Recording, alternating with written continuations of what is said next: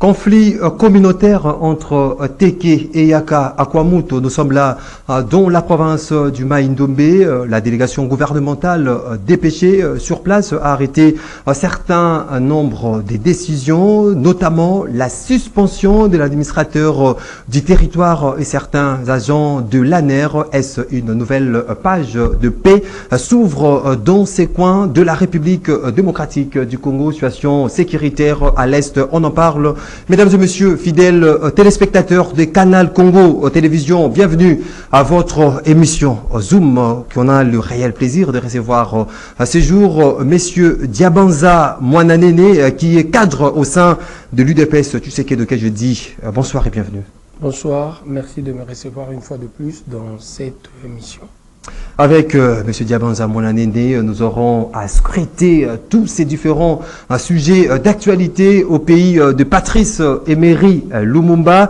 Diabanza Mwananene, à part sa casquette d'être cadre au sein de l'UDPS, il est également un notable de la commune des Matete. Il s'est battu bec-ongle contre la spoliation de certains terrains dans cette municipalité afin, je ne sais pas si on peut dire, il a obtenu gain de cause, mais je vous convie, mesdames et messieurs, fidèles téléspectateurs, de suivre en image cette vidéo. On se retrouve tout juste après.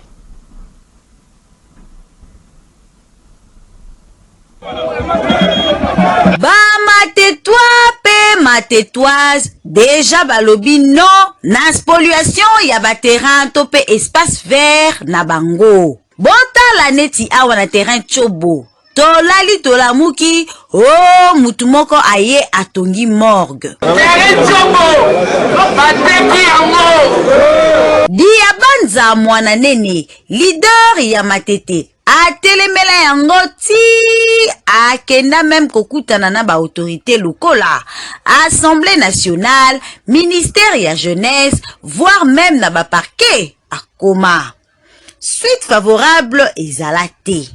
Notable ya Matete Diabanza oya yaki komona ngai na ministre ya sport ata sali H de Noé ekobukana d'ici peu président de la République akoya ko visiter bana Matete pona kotala biloko nyonso ezonyokola biso. Tangu kaka chef de l'État accordaki Diabanza lisolo, tangu ayaki ko visiter ba chantier, mwana mboka aprofitaki na moma yango pona kosenga implication ya sommet sur ba terrain ou espace vert.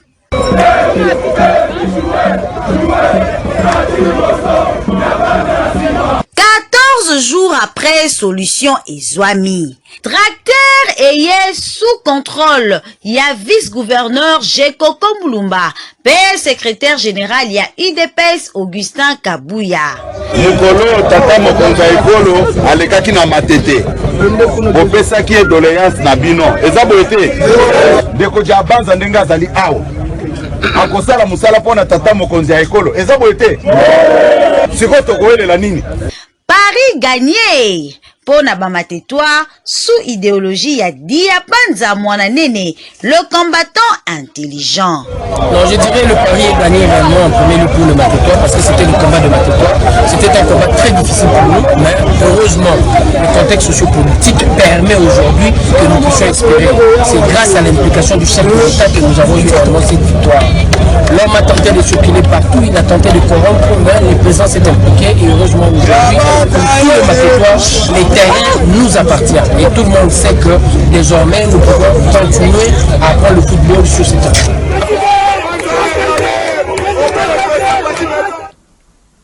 Voilà, nous sommes de retour sur ce plateau. Diabanza Mwananene, on peut dire que, enfin, vous avez réussi votre pari, parce qu'il faut le dire que vous êtes battu contre la spoliation de certains terrains de la commune de Matete. Je crois que ce n'est pas la seule bataille que nous sommes en train de mener, mais parmi tant d'autres, ça c'est déjà un pari gagné, parce qu'il était important pour nous. Ce n'est pas avec ça que nous avons réellement commencé, parce que là, il y a réellement le résumé de beaucoup des activités que nous avons réellement tenté de faire. Le 30 octobre, C'était notre première initiative. Il fallait réellement déposer une pétition. Et lorsque nous avons pris l'initiative de mener combat, c'était pour le terrain Kembo, ex-foyer, un terrain très bien construit. Aujourd'hui, c'est vraiment un terrain municipal construit à l'époque du Premier ministre Matata Mponyo. Mais il s'est fait que depuis hier, c'était un terrain qui nous appartenait. Nous étions en train de jouer, acheté par un opérateur économique de Matete, Papa Mimil. Mais aujourd'hui, pour y accéder, on nous demande pratiquement 250 $. Nous avons tenté de voir, parce que je suis encadreur sportif, président du plus vieux club de judo de Matete Ouragan, président d'une équipe de football RSM, et partant de tous ces éléments, j'étais en train de comprendre qu'il y a un problème d'infrastructure. Et nous avons initié la pétition pour que l'accessibilité du terrain Kembo soit pour nous désormais au rendez-vous, mais malheureusement, quand nous étions en train de circuler pour récolter les signatures, on nous apprendra que le terrain Chobo a été vendu. Un opérateur économique encore a acheté parce qu'il devait construire sur le lieu un hôpital et une morgue. Et nous nous sommes dit, le 30 octobre, lors de notre première marche, il fallait associer à la revendication de l'accessibilité au terrain Kembo la non-spoliation du terrain Chobo. On a tenté la première fois la première marche. On a fait des démarches, nous avons vu, comme vous êtes en train de le voir, le ministre de Jeunesse, le ministre des Sports, le ministre du Urbanisme et Habitat, on a vu pratiquement le ministre de l'Environnement, on a vu pratiquement tout le monde. On est allé au parquet, on a fait des sit-ins devant le parquet et après on a fait encore une marche le 18 décembre et un meeting le 17 janvier, une autre marche le 28 mai. Nous avons tenté réellement de résister à la fin, grâce à l'arrivée du chef de l'État sur le terrain, lorsqu'il était en train d'inspecter les travaux, nous avons eu la chance de l'aborder et de faire part de notre déshydratat. Et heureusement pour nous, 16 jours, je crois, ou 14 jours après, nous avons eu gain de cause. On a donné l'ordre au gouverneur de détruire, on vous a au vu regard de la loi, porter un peu plus haut la voix de la population de Matete, de faire déplacer on a vu le ministre de la Jeunesse qui s'est déplacé pour descendre sur terrain, notamment le chef de l'État qui s'est déplacé dans le cadre d'inspection. Comment vous faites un peu pour défendre la population de Matete? Est-ce que c'est par vous avez d'autres ambitions ou bien c'est par les soucis de cette population de Matete? J'ai été formé par Tshisekedi, je suis de l'école de Tien Tshisekedi et nous savons réellement dans ce combat politique, ce qui est important en premier lieu, c'est l'intérêt de la communauté. Et dans l'intérêt de la communauté, ça permet à ce que l'harmonie puisse régner au sein de la vie en société. Et c'est la raison pour laquelle nous sommes réellement motivés pour voir qu'est-ce qu'il faut faire pour notre commune. Et aussi, en tant qu'encadreur sportif, je sais et je comprends bel et bien l'importance des infrastructures. Mon équipe de football s'entraîne vers 14 h chaque jour à Kisenso, au lieu de s'entraîner à Matete. À Matete, on avait pratiquement terrain y compris, 20 emprises et terrain y compris. Mais malheureusement, aujourd'hui, nous n'en avons plus parce que les emprises et terrains ont été spoliés. C'est pour cela que nous nous sommes dit, nous de notre génération, nous devons réellement mener combat pour que le terrain ne puisse plus être utilisé aux intérêts individuels. Il y a beaucoup des acteurs politiques, le leader d'opinion dans cette commune. Mais pourquoi seulement Diabanza Mwananene qui s'est fait voir dans certaines manifestations pour défendre la cause de cette population? La philosophie de mon parti, le peuple d'abord, c'est quelque chose qui est ancré à celui-là qui a réellement compris le combat des Tien Tshisekedi. Et quand vous comprenez ce combat, vous êtes obligé de mener combat pour la communauté. On n'est pas leader parce qu'on se proclame leader, on est leader parce que tu es porté par un grand nombre de gens. Et quand on est en train de mener combat pour des intérêts d'ordre communautaire, les gens comprennent que vous êtes pour eux réellement un bouclier. Vraiment un exemple à suivre jusqu'au boutiste pour obtenir gain de cause par rapport aux différentes revendications. Mais je crois que nous n'avons pas terminé parce qu'il y a aussi l'autre terrain qui reste. Je profite de l'occasion pour dire aux Matetois, nous allons encore organiser des activités pour le terrain Kembo. Même ce 4, nous avons réellement un meeting. Le meeting sur le terrain Chobo, c'est un meeting de remerciement au chef de l'État pour son implication et aussi un meeting de rappel à tout le Matétois que nous devons réellement continuer le combat. Je dirais même à tous les gens de Moamba, nous devons continuer le combat pour le terrain Kembo et les autres terrains. Donc je crois pour nos intérêts, nous ne devons à aucun moment baisser nos bras. Parlons-en à présent de l'actualité en République démocratique du Congo. Diabanza Bonanene, vous êtes sans ignorer, vous suivez l'événement à la loupe.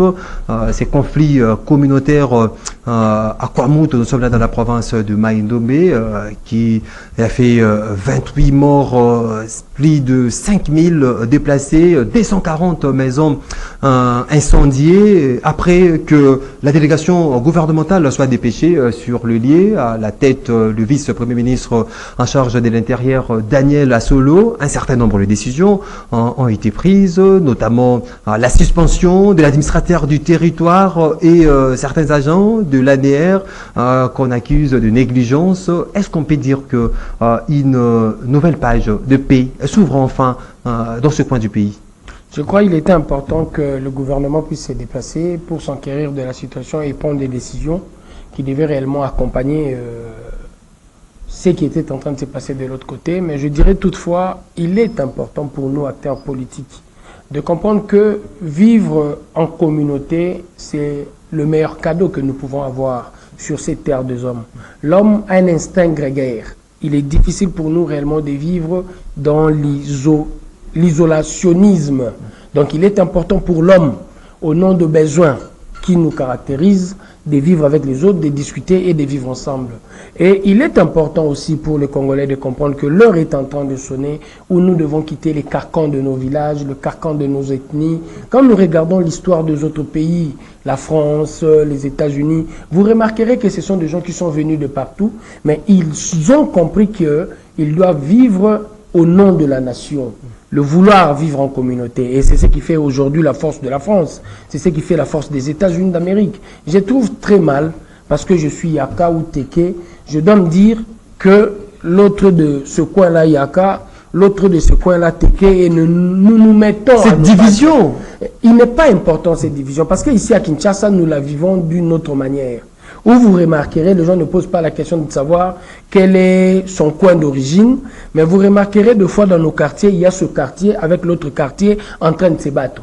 C'est une autre forme. Là, on ne pose pas la question de savoir quelle est l'ethnie, quelle est la tribu, mais il s'est dit, moi je suis de tel quartier, lui est de l'autre quartier, et partons seulement du nom de nos adresses qui ne sont pas aussi permanents, parce qu'il y a des moments où vous vous déplacez pour une autre adresse. Donc je crois quelque part que nous devons voir les choses autrement, nous devons voir les choses grandes, nous devons savoir que partant de cet instinct grégaire, nous avons besoin de l'autre. qu'est-ce qui fait que cette forme de cruauté, vous arrivez à brûler son propre frère congolais? Qu'est-ce qui explique cette cruauté? Au nom des intérêts immédiats, des fois, nous sommes obscurcis. Et il y a des moments même, il n'y a aucun intérêt matériel. C'est tout simplement l'ego.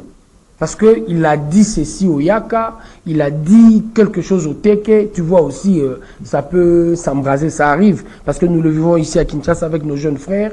Des fois, il y a des combats où tu te dis, ce n'était même pas important. Ils sont en train de se battre. Pourquoi? Il avait demandé tout simplement à l'autre, il lui a doigté et puis après, ça a dégénéré. Donc j'estime que l'homme doit comprendre, l'homme congolais doit comprendre que nous avons un grand cadeau qui s'appelle la République démocratique du Congo, 2 345 000 km², avec toute sa diversité. Nous devons mettre en avant-plan le Congolais. C'est le Congolais qui habite le Congo. Ce n'est pas le Yaka, le Teke ou l'autre, c'est le Congolais. Parce que c'est dans le Congolais, dans cet esprit de vouloir vivre ensemble, Congolais, qui a la nation. Est-ce qu'il y a de tireurs de ficelles par rapport à ce genre de situation? Ça arrive aussi, ça arrive parmi nos politiques, ça arrive parmi les administrateurs de territoires et autres, ça arrive aussi. Il y a des gens contre... La population accuse même le chef de la police locale de libérer un élément qui est instigateur même de ce qui est arrivé. Mais non, il ne faut pas réellement que nous puissions baser l'essentiel de nos analyses par rapport à cette accusation. Quand la population est en train de dire, il faut nécessairement vérifier pour savoir quelle est la raison pour laquelle la personne a été libérée.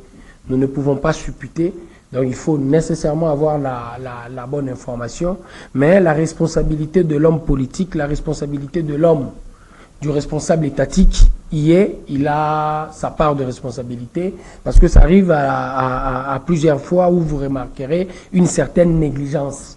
Vous avez déjà eu information que les autres sont en train de préparer telle chose, mais vous négligez.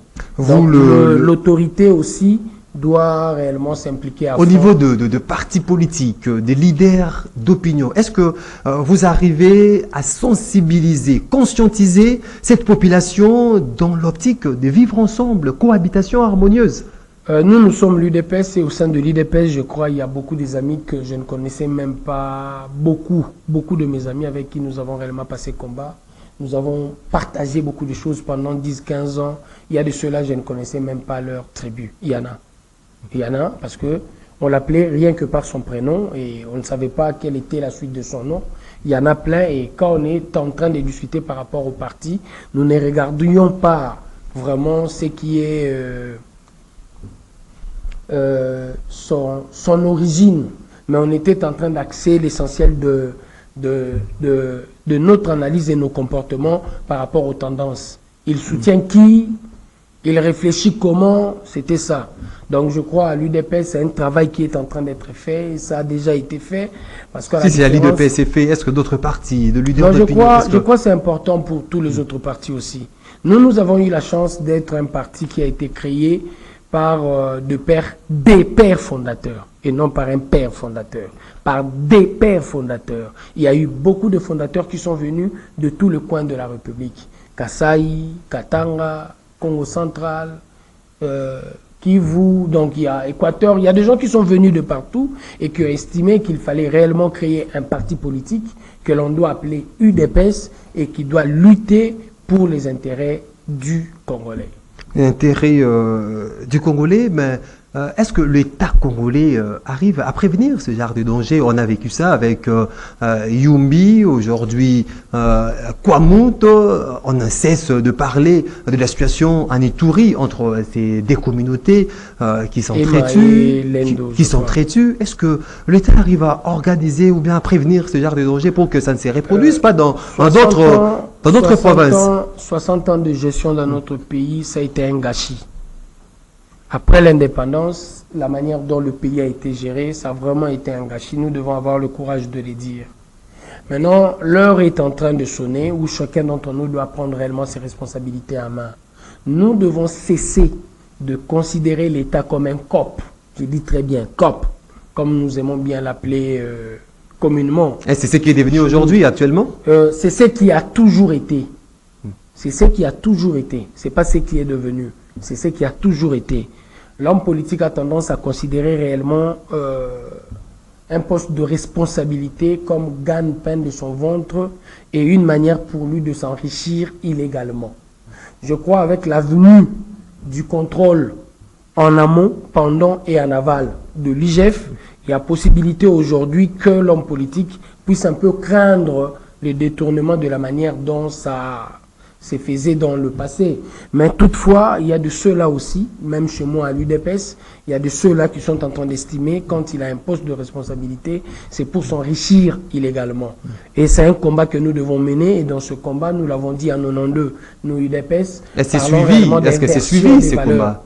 Mais avec l'arrivée de l'IGF, c'est un contrôle.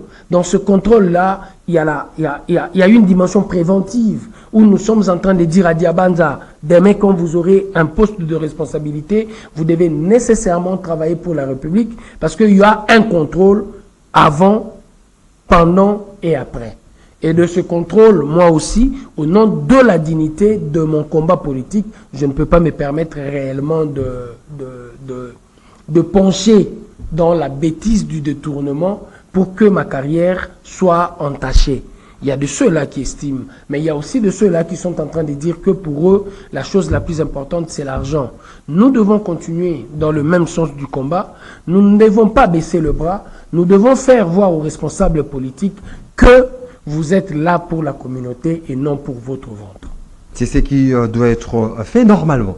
C'est ce qui doit être fait et c'est un pas que nous venons de commencer et c'est la raison pour laquelle vous remarquez que le budget pratiquement est en train de tripler. C'est sûr que cette année, il y aura encore rectificatif budgétaire. Nous pouvons atteindre 14 milliards, peut-être, Dieu voulant. Et s'il faut atteindre 14 milliards, c'est grâce à cette stratégie du contrôle qui nous permet aujourd'hui de gagner plus. Parce que le détournement chez nous, c'était vraiment le comportement de l'homme politique. Et partant de cela, l'homme politique s'est dit, quand il y a un intérêt, ah, qu'est-ce qui se passe avec les Teke et les Yaka? Ah non, ça s'est dit aussi avec les hommes politiques. Mais heureusement, avec le contrôle, je crois qu'il y a beaucoup de choses qui vont réellement changer dans la mentalité du Congolais. Que pensez-vous, Diabanza Molanene, avant de toucher les derniers points de cette émission? Il y a certaines opinions qui estiment que le peur ou les personnes qui ont rédigé la constitution congolaise ont fait une erreur en donnant le pouvoir ou la reconnaissance au pouvoir coutumier. Le pouvoir coutumier, c'est une réalité congolaise. C'est vraiment une réalité africaine. Notamment en ce qui concerne de terre. C'est une réalité africaine. Mais c'est une réalité qui est en train de vivre une transition. Ça, nous devons nous le dire. Le pouvoir qu'avait hier le chef ancestral dans nos têtes, ce n'est plus le même pouvoir qu'il a aujourd'hui. Aujourd'hui, le Congolais respecte beaucoup plus le pasteur que le chef coutumier. Mais hier, la réalité était telle que le chef coutumier était craint, était réellement craint. Et même le Belge, lorsqu'il était en train de gérer la République, il avait besoin de ce chef ancestral. Et le chef coutumier qui était en train d'organiser le clan, la tribu, on avait besoin de lui pour gérer dans la paix, car il bénéficiait de l'adhésion. Mais aujourd'hui, la même adhésion qui caractérisait réellement le pouvoir coutumier est en train d'être entamée du jour au lendemain. Et j'estime, le pasteur même dans le contexte actuel a beaucoup plus du pouvoir dans le mental, dans la mentalité collective que le chef coutumier. Aujourd'hui, nous avons besoin de lui. La transition que nous sommes en train de faire dans les jours à venir, moi je suis d'avis qu'il y aura de réformes qui va nous faire voir, il y aura de réformes. C'est une nécessité à ces jours. Non, à ces jours, je ne dirais pas que c'est déjà une nécessité. J'ai bien dit, nous sommes en train de passer une période transitoire. Après la transition, il doit y avoir de réformes. Parlons à présent de la situation sécuritaire à l'Est qui reste volatile plus d'une décennie. Le vendredi, samedi et dimanche, il y a eu des incidents meurtriers à Butembo, Béni. Nous sommes là au Nord Kivu. Le bilan fait état de 13 morts, parmi lesquels des militaires ont été tués. Diabanza Molanene, pensez-vous qu'avec les différentes stratégies peaufinées par le chef de l'État, notamment la venue de la force régionale, tous ces conciliations, tout consort, il faudra renforcer encore des stratégies pour que la paix soit restaurée dans cette partie, ou bien c'est vraiment, il faudra attendre que le retour de Messi. Non. C'est sûr que avec ce qui est en train d'être fait, nous allons finir par vivre la paix. Pourquoi je me permets de le dire? La volonté politique pour mettre fin à la guerre, aujourd'hui, elle est manifeste. Chacun d'entre nous est en train de remarquer que le leadership actuel a réellement besoin de voir la paix dans la partie est de la République. Et il n'est en train de ménager aucun effort. Nous avons vu le balai diplomatique, et de ce balai diplomatique, nous demandons à toute personne, à toute personnalité d'envergure qui est en train de faire visite chez nous, de comprendre que nous avons des problèmes qui nous gangrènent depuis pratiquement, je dirais, à peu près 3 décennies. Et cela, c'est déjà un pas de géant. Et aujourd'hui, parlant aussi de cette guerre, nous ne tournons plus autour du pot. Le vrai réellement, je dirais, c'est lui qui est en train réellement de mener la guerre est connu. Parce que c'est lui qui est en train d'instrumentaliser nos frères du M23. Et le M23 aujourd'hui, nous le savons, c'est une guerre par procuration qu'ils sont en train de mener chez nous. Et c'est le Rwanda qui est bel et bien derrière. Ça, ce sont des avancées significatives. 18 ans passés, personne n'avait le courage, en tant que dirigeant politique, de dire que c'est une guerre rwandaise. Aujourd'hui, nous le disons haut et fort. En partant du chef de l'État au dernier Congolais de Butembo, de Goma, c'est le Rwanda qui est en train de nous agresser par l'entremise de du petit mouvement terroriste qu'il est en train d'utiliser. Ça sont des pas de géant. Et de ce pas de géant, nous remarquons aussi sur le plan diplomatique qu'aujourd'hui, les langues sont en train de se délier. La communauté internationale est en train de reconnaître que c'est le Rwanda qui nous malmène par rapport à ce combat. Vous parlez de... Pendant des années, Vous parlez de l'aspect diplomatique. On a vu Anthony Blinken, le secrétaire d'État américain, venir ici à Kinshasa et puis aller à Kigali, où il a appelé le dégouvernement, chacun de son côté, pour les cas de la République démocratique du Congo, de mettre fin, de ne plus soutenir le FDLR, du côté du Rwanda, de ne pas soutenir le M23 pour chercher la paix. Comment avez-vous scruté ces langages d'Anthony Blinken par rapport à... Je me suis dit directement, c'est un langage diplomatique. En dehors de la déclaration qu'a fait Anthony Blinken, il avait un agenda. De cet agenda, de la visite qu'il était en train de faire, seul le Congo n'était pas désiré. Il a fait l'Afrique du Sud et il a fait d'autres pays. Il avait un agenda et nous le savons tous. Au moment où les Congolais pensaient qu'à l'arrivée d'Anthony Blinken ferait des sortes que la cité de Bunagana ne soit plus occupée par le 1-23. C'est un secret de Polichinelle et de ces secrets de Polichinelle, nous le savons qu'il est venu pour les intérêts des États-Unis d'Amérique en parlant de ce que fait réellement la Russie par rapport... C'est une façon aussi de conscientiser la population qui attendait Anthony Blinken comme un messie, la population qui s'est dit que non, voilà, Anthony Blinken, les États-Unis vient, notre partenaire privilégié, notre partenaire stratégique, enfin, la cité de Bunagana ne sera plus sous occupation du 1-23, mais à travers ces langages d'Anthony Blinken qui a dessus totalement cette population. Non, je crois qu'il n'a pas déçu totalement. En dehors de cela, je crois, j'ai dit... Il y a eu maintenant des questionnements par rapport à ces partenariats entre les États-Unis et la RDC. Non. Même entre partenaires, il n'y a que relation d'intérêt. C'est une relation d'intérêt. Et de cette relation d'intérêt, je vous ai bien dit, lorsqu'il était en train de venir, il avait un agenda. De cet agenda, il était en train de voir dans la mesure du possible comment est-ce que les États doivent adhérer derrière la ligne politique des États-Unis d'Amérique contre la Russie. Et tous les États africains sont en train de se poser la question de savoir quel est notre intérêt par rapport à cette guerre. Lorsque nous condamnons la Russie, compte tenu de l'agression qu'il est en train de commettre de l'autre côté de l'Ukraine, et pourquoi on ne doit pas le faire par rapport au Rwanda qui agresse aussi la RDC par un mouvement terroriste, encore, un mouvement terroriste. Je crois, quand Blinken est venu, il l'a dit. Mais de l'autre côté, il devait aussi dire à l'autre par rapport au prétexte qu'il utilise, que nous alimentons le FDLR ou le FDLR. C'est une source d'insécurité pour le Rwanda. Il devait le dire parce que c'est le prétexte qu'utilise réellement Kagame. Mais sur le plan diplomatique, nous avons avancé. Quand nous avons signé cet accord de l'autre côté de Rwanda, Kagame a reconnu à la face du monde que c'est bel et bien lui qui était le chef du M23.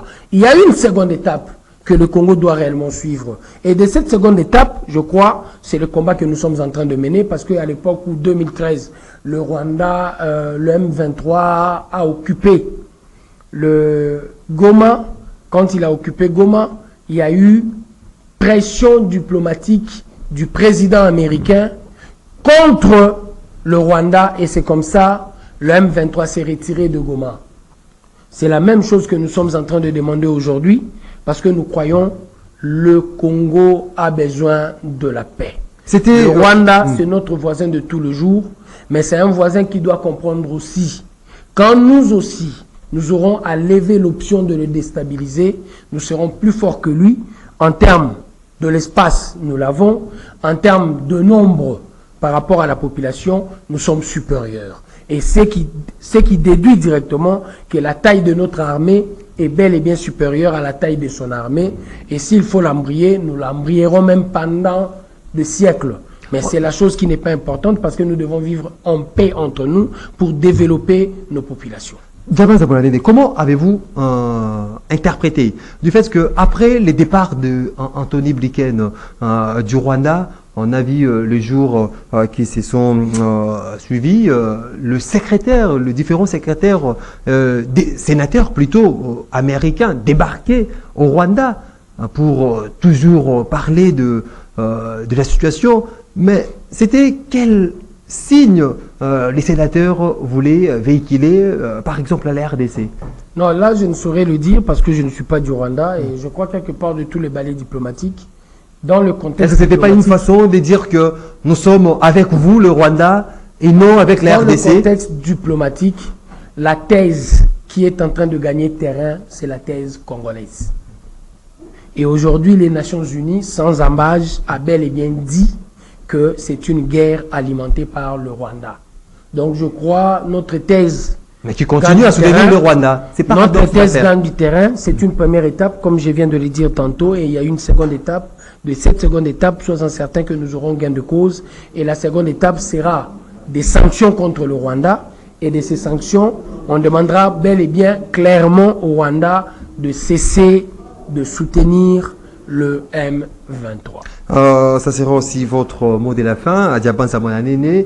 Ces rapprochements qui suscitent un peu de l'espoir dans les milieux politiques aussi de la population, ces rapprochements entre la République démocratique du Congo et la Russie. Le ministre de la Défense Kabanda était dernièrement à Moscou pour prendre part à cette conférence internationale sur la sécurité. On a vu aussi l'intervention ou cette réaction du ministre de la Défense russe qui a appelé à la redéfinition de certains accords signés avec la RDC à l'époque. Est-ce qu'aujourd'hui, la solution, selon vous, pour la paix à l'est de notre pays reste ces rapprochements ou cette union avec la Russie? Non, la solution est essentiellement congolaise et elle sera toujours congolaise. C'est chez nous que nous devons réellement trouver la solution parce que nous avons aussi nos faiblesses. De nos faiblesses, nous remarquons quelque part l'armée qui a la responsabilité de mener combat. Beaucoup d'entre eux sont en train de croire aussi qu'il faut utiliser cette guerre comme une coopération, COP. Et en dehors de nos armées, où il y a de hauts cadres de l'armée qui sont en train d'utiliser cette situation comme gagne-pain, il y a aussi parmi nous, le politique, qui estimons que aussi longtemps la situation est en train de durer, ça leur permet aussi d'avoir possibilité de se faire valoir. Donc je crois que la solution est nôtre, mais la coopération avec les pays étrangers, au nom de notre souveraineté, nous devons le faire.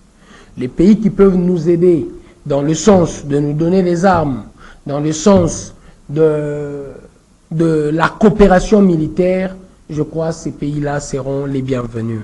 Et nous devons saisir l'opportunité. Pendant ce temps, les lignes mondiales sont en train de bouger. Et comme la ligne est en train de bouger, la RDC, au nom de sa souveraineté, doit savoir comment est-ce qu'il doit jouer son jeu. Et c'est ce que nous sommes en train de faire. On n'a pas des ennemis, nous. Le président a été à la Russie. Il a fait le voyage vers les États-Unis d'Amérique. Donc, tous ces pays-là, avec tous ces pays-là, nous collaborons. Diabanza Moanene, cadre de l'UDPS Tshisekedi, je vous dis merci. C'est moi qui vous remercie et je profite de l'occasion pour dire à tous les combattants de l'UDPS, à tous les habitants de Moamba, le 4 septembre, nous serons bel et bien là, au terrain Chobo, pour notre meeting. Il est important de se déplacer.